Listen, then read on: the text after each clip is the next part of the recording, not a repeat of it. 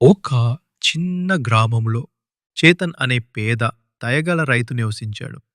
అతనికి చాలా తక్కువ ఉన్నప్పటికీ, అతను ఎల్లప్పుడూ చిరునవ్వుతో ఇతరులకు సహాయం చేస్తాడు.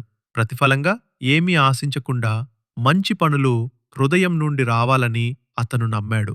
ఒకరోజు అడవి నుండి కట్టెలతో తిరిగి వస్తుండగా, ఒక చెట్టు కింద అలసిపోయి ఆకలితో కూర్చున్న ఒక వృద్ధుడిని చూశాడు. ఏమీ ఆలోచించకుండా చేతన్ అతనికి తన ఆహారం మరియు నీటిని అందించాడు.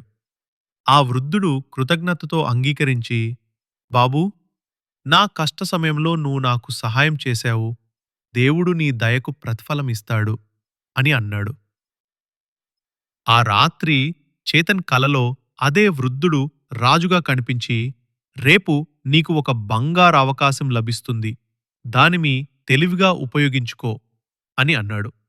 మరుసటి రోజు రాజు తప్పిపోయిన గుర్రాన్ని వెతుకుతూ రాజగార్డులు గ్రామానికి వచ్చాడు.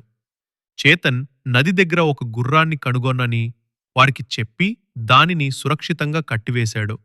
రాజు స్వయంగా దీనిని చూడటానికి వచ్చినప్పుడు చేతన్ నిజాయితీ మరియు దయకు అతను ఆకట్టుకున్నాడు.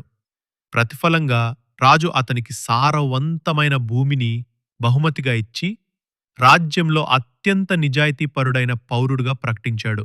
చేతన్ ఇప్పుడు మెరుగైన జీవితాన్ని గడిపాడు. కానీ అతను ఇతరులకు సహాయం చేయడం ఎప్పుడూ ఆపలేదు. ఆ రోజు నుండి గ్రామంలోని ప్రజలు తరచుగా దయ ఎప్పుడూ ప్రతిఫలం పొందకుండా పోదు అని చెప్పుకున్నారు.